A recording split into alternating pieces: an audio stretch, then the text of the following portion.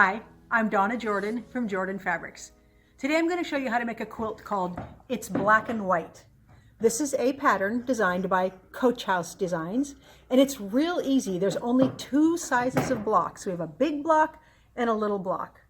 Now instead of doing it in black and white, we're going to do it in color.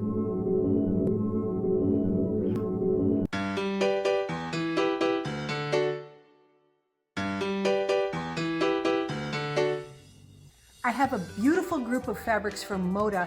These are called Wild Nectar, and I just love the prints. We have butterflies and flowers and some geometrics.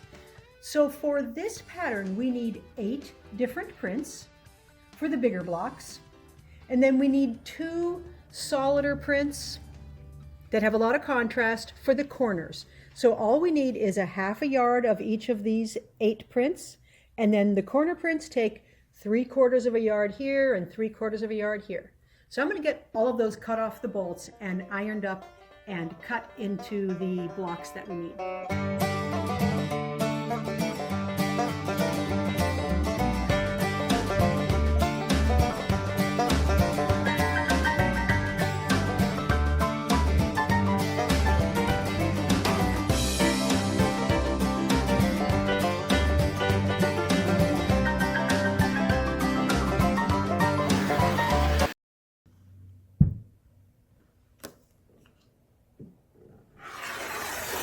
I have all the big blocks cut here, so I'm just going to stack them up. So I've got all of one fabric in one stack.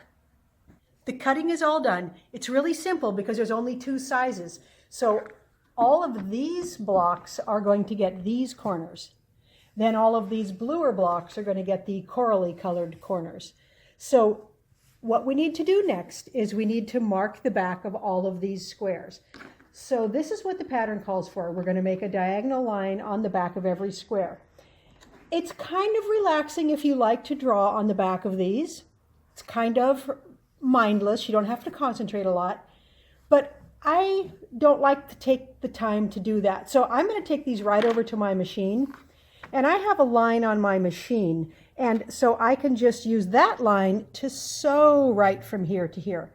But that's just my choice. If you want to draw on the back of these, get quilter's chalk or something like that and just draw from corner to corner.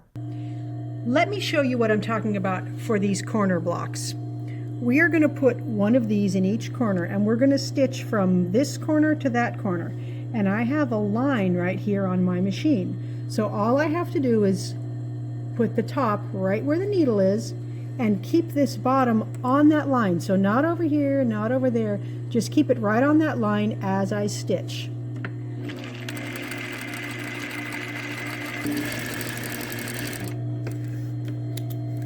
So that comes out perfectly straight. We are going to iron this over here. You can see the corners match up. So that eliminates a lot of time if you don't want to draw all those lines. Now I'm going to do the other 3 corners, so just line everything up, put that right where the needle is, this on the line, and all we have to do is all 4 corners of every block. The stitching is really fast.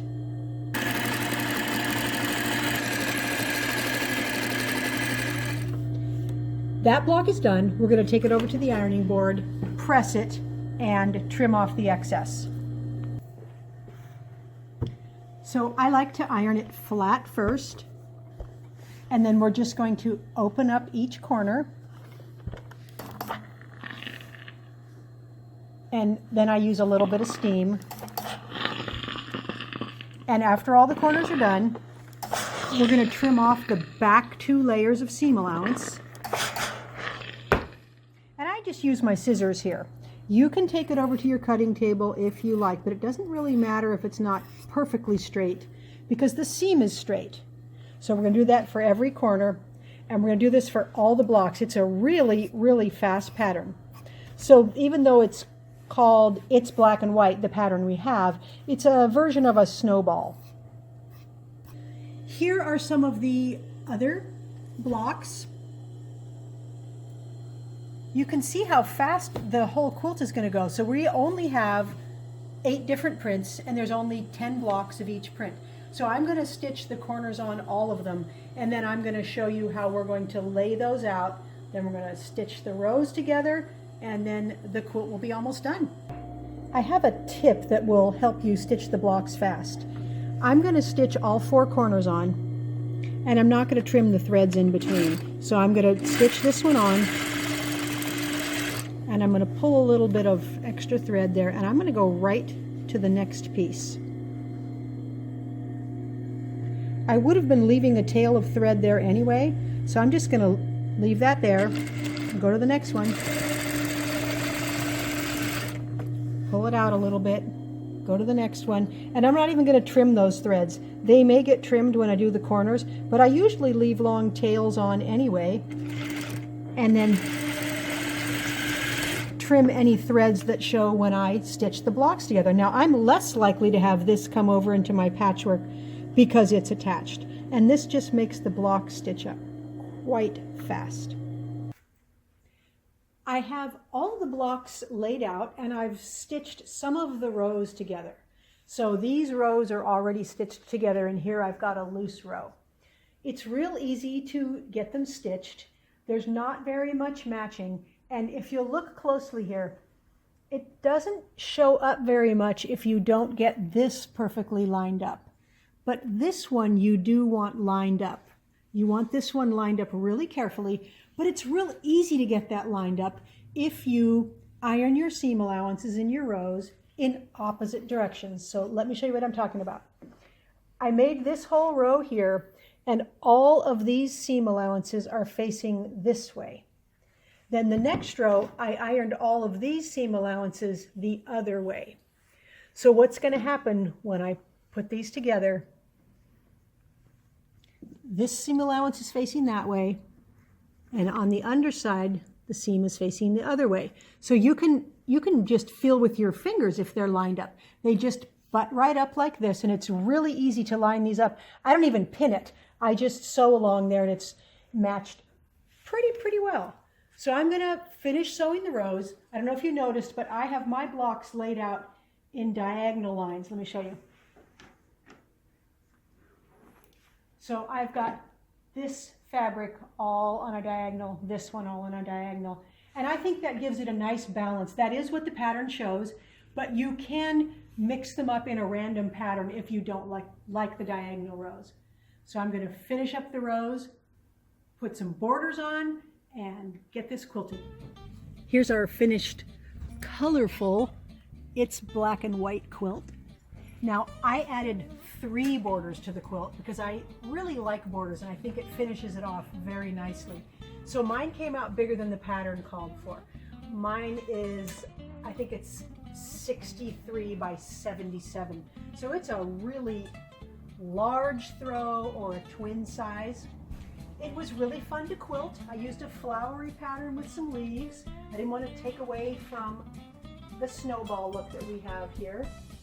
I repeated the binding as the border here. And I've got another fun fabric on the back. These are all from the Wild Nectar collection, and they're so fun and colorful. So it's quilted kind of a medium denseness.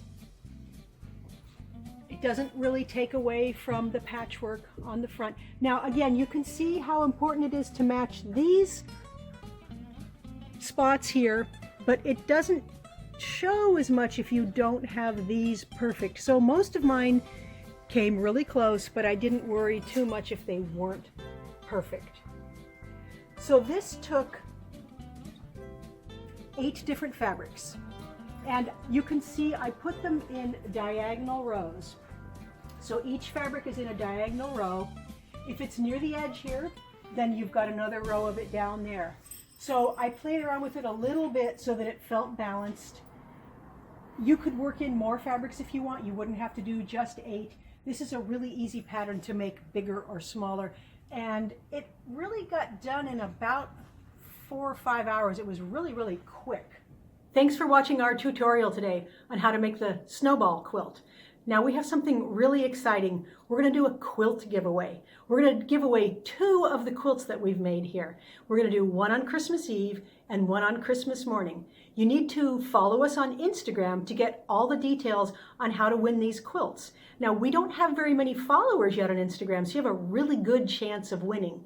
So check there and you can see which quilts we're giving away, and we'll tell you exactly how to enter. Merry Christmas.